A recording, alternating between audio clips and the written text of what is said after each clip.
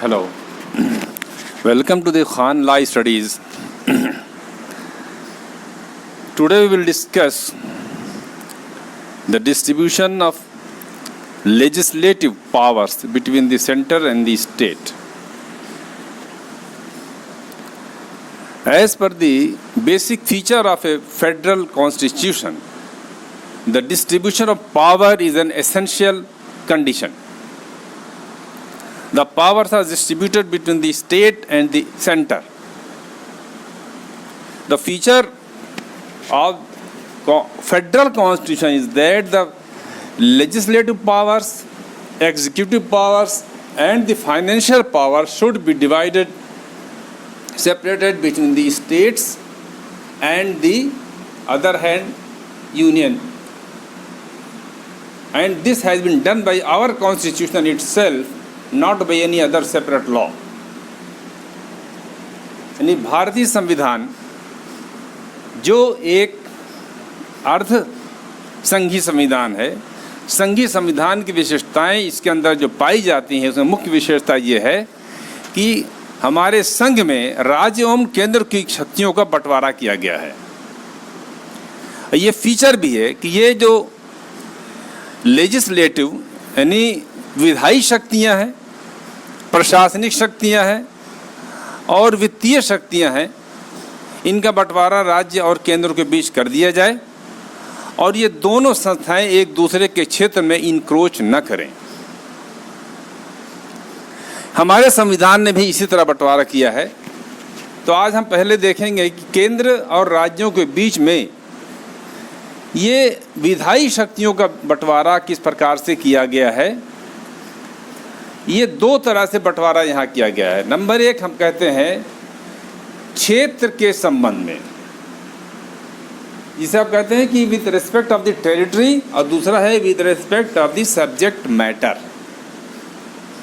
सबसे पहले हम डील करेंगे legislative relation in respect of the territory.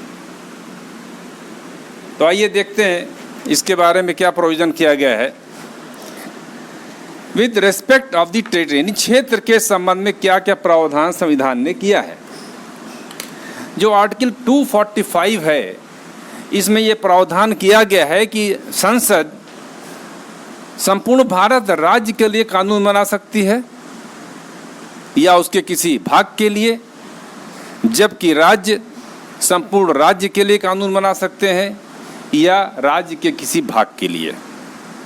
लेकिन इसी में यह प्रावधान किया गया है जो संघीय संविधान, संघीय जो विधि है यानी पार्लियामेंट्री लॉज जो है, इसके बारे में कहा गया है the parliamentary laws not to be invalid on the ground that it has extra territorial operation.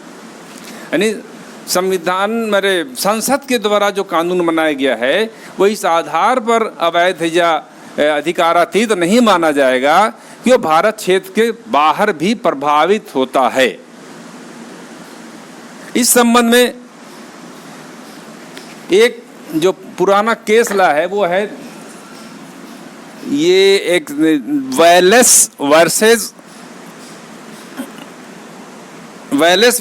Commissioner of income tax, wireless versus commissioner of income tax.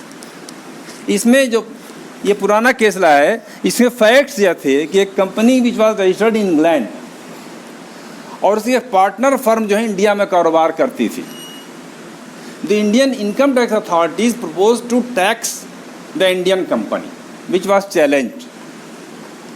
The privy council applied the doctrine of territorial nexus and held the levy of the tax valid। यानी एक company जो England में पंजीकृत की थी उसकी एक partner company Bharat में कार्यरत थी और कमिश्नर ऑफ इनकम टैक्स ने उस पर टैक्स का प्रावधान किया जिसको कि कंपनी के द्वारा चैलेंज किया गया। तो प्रिवी काउंसिल ने एक रूल बनाया डॉक्ट्रिन ऑफ टेरिटोरियल नेक्सस और उसके आधार पर इस कानून को वैध करार दिया कि यह कानून ऐसी कंपनी पर ऑपरेट कर रहा है जो कि इंग्लैंड में पंजीकृत है। क्यों?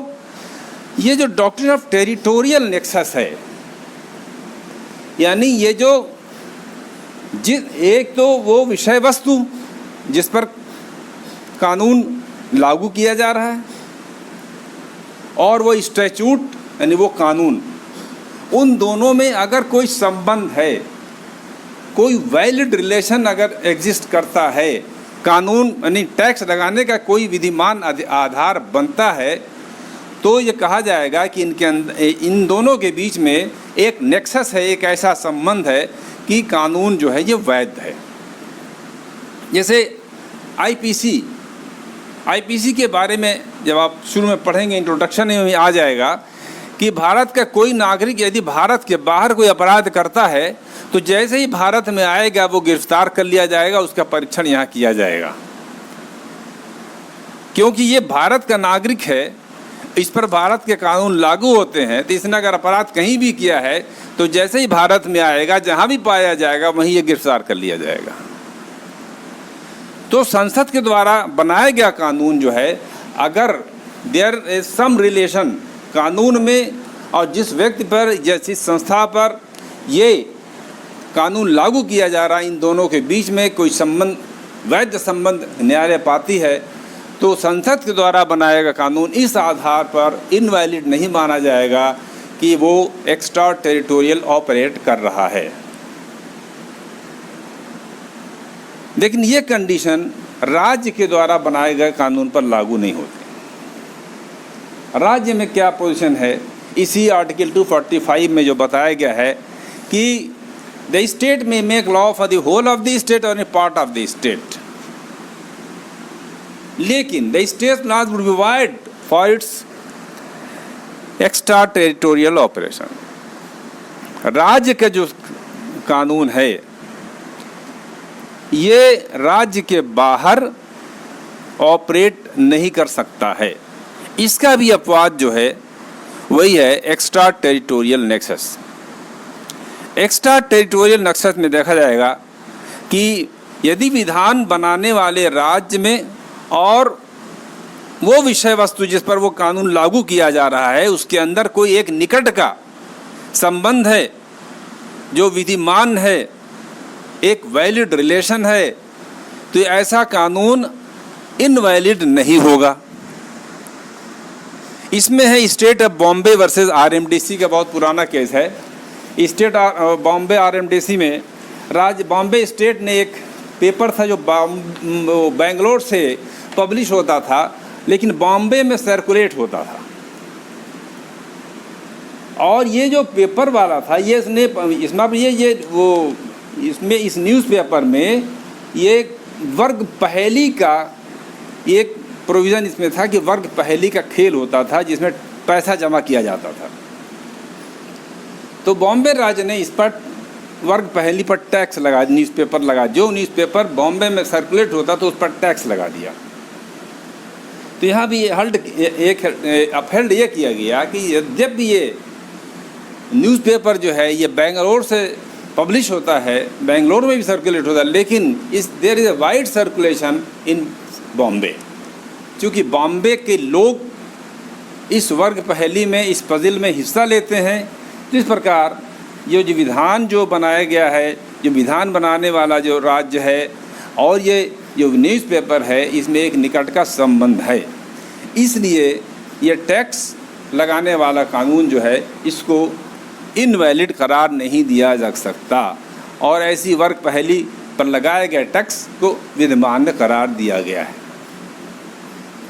तो 245 में आपने ये देखा कि 245 में laws made by the parliament, संसद संपूर्ण राज्य के लिए, भारत के लिए या भारत के किसी हिस्से के लिए कानून बना सकती है, और संसद के द्वारा बनाया गया कानून इस आधार पर अविधिमान्य नहीं माना जाएगा कि वो राज्य एक्स्ट्रा जुडिशियल ऑपरेट करता है, एक्स्ट्रा टेरिटरी ऑपरेट करता है।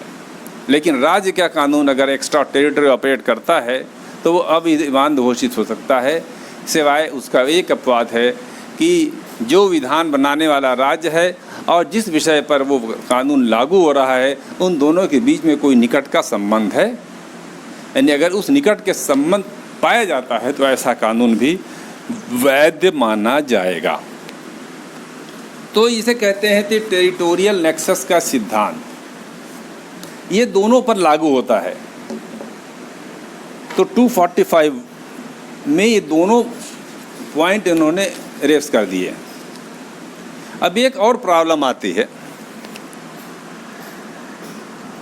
ये आपने देख लिया legislative relation 245(1) parliament state exceptions, ठीक। अब एक सवाल और आता है कि क्या पार्लियामेंट किसी या राज्य कोई न्यायिक निर्णय को निरस्त कर सकते हैं? अपने इस कानूनी अधिकार के तहत ऐसा कानून बना के किसी निर्णय को ये अवैध घोषित कर सकते हैं? नो, ये आपके पास एक प्लेनरी पावर है। कानून बनाने का एक क्लियर कट, एक बहुत बड़ा अधिकार विधान मंडलों को प्राप्त है, चाहे केंद्र की हो चाहे राज्यों की हो। इसके संबंध में प्राविधान किया गया है कि legislature can not declare any judicial decision invalid,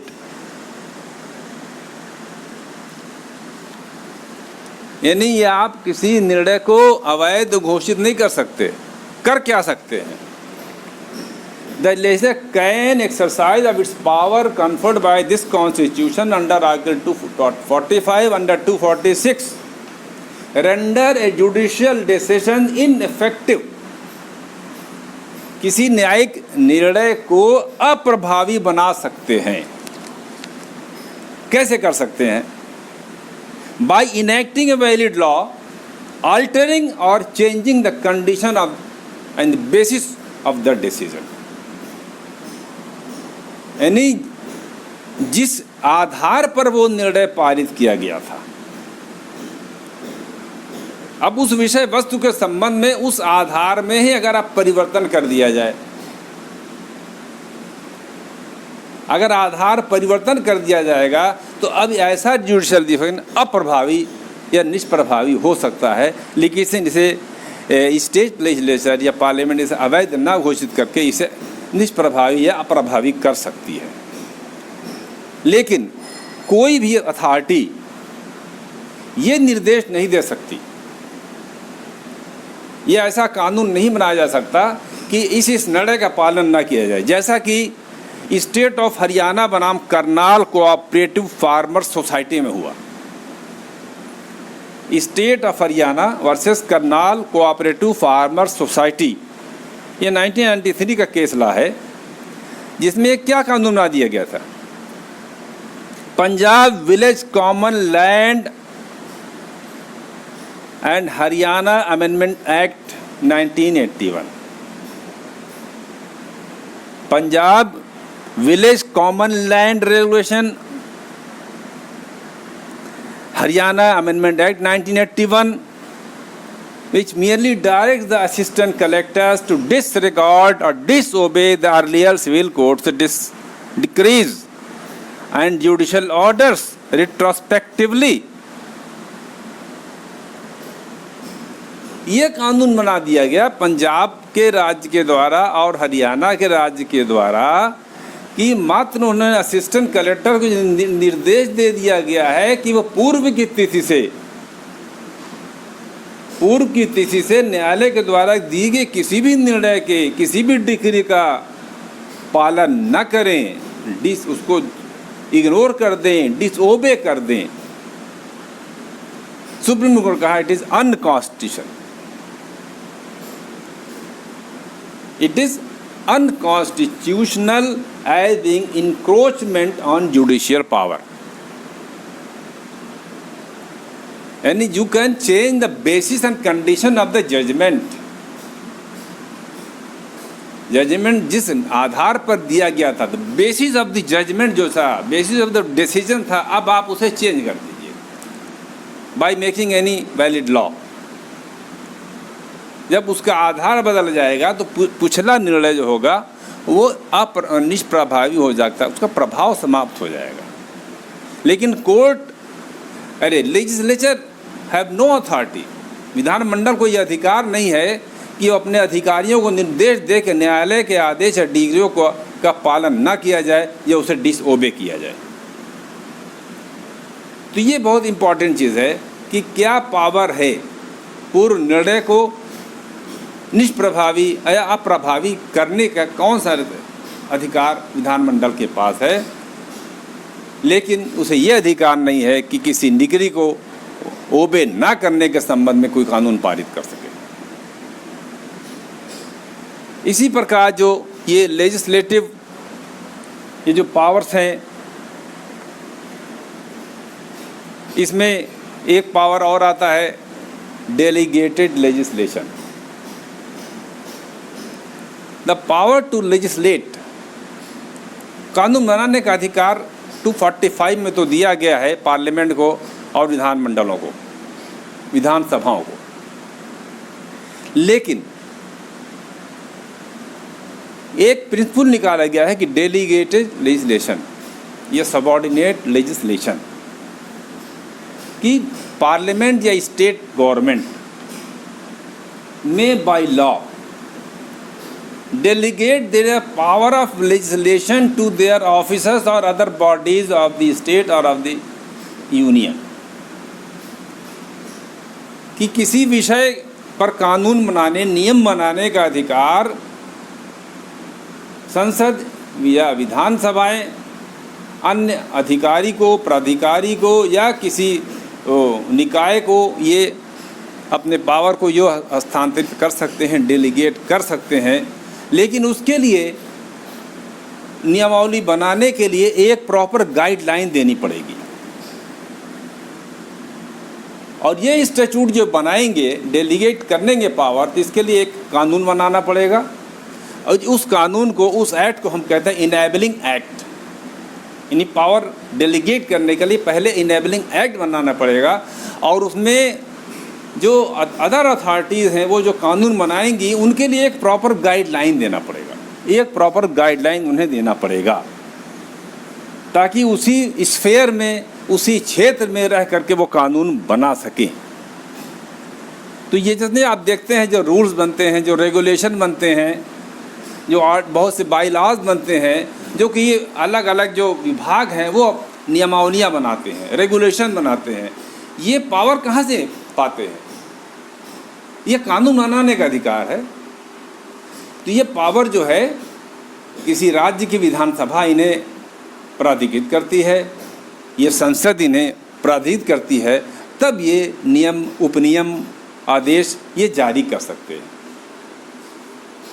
वजह बताई गई है कि डेलीगेटेड लेजिस्लेशन की आवश्यकता क्यों पड़ती है। इसमें पहली बात जो कहा जाती है कि pressure on the parliament and the legislature, कि विधानमंडलों पर और संसद पर कार्य का इतना दबाव है कि हर विषय वस्तु पर ये कानून बनाने का इनके पास समय नहीं है।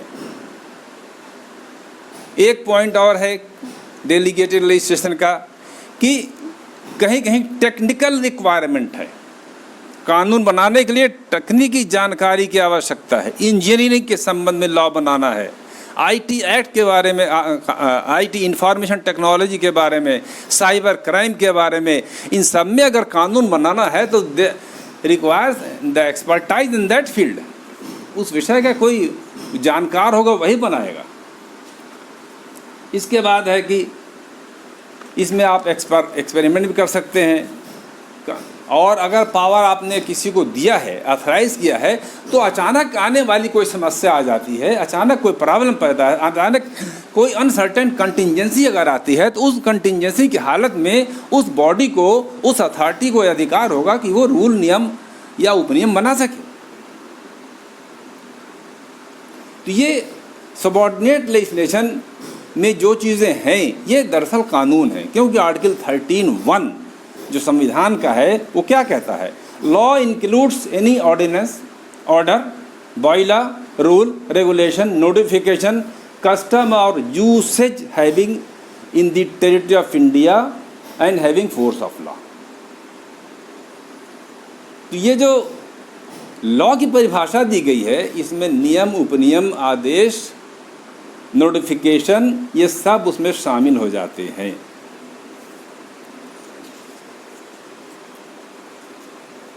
ये बेसिक बुनियादी चीज़ें बताई गई हैं कि ये वजह क्या है कि ये जो लेजिस्लेटिव पावर है क्यों डेलीगेट किया जाए, उसके कारण बताए गए। और दो चीज़ें आपने सीख ली हैं 241 में 45(1) में पार्लियामेंट के पावर और उसकी लिमिटेशन, स्टेट के पावर्स और उसकी लिमिटेशंस, और doctrine of territorial nexus. Case law भी आपने देखा, wireless versus commissioner of income tax, central government के बारे में था, और state of Bombay versus RMDC, ये स्टेट ऑफ बॉम्बे का कानून चैलेंज हुआ था। फिर हमने देखा कि पार्लियामेंट जो है can not override a judicial decision, it can render a decision ineffective by altering और changing the basis of the decision. It can not declare an earlier judicial decision as invalid, किसी न्यायिक पूर्व न्यायिक निर्णय को ये अवैध घोषित नहीं कर सकते हैं। फिर हम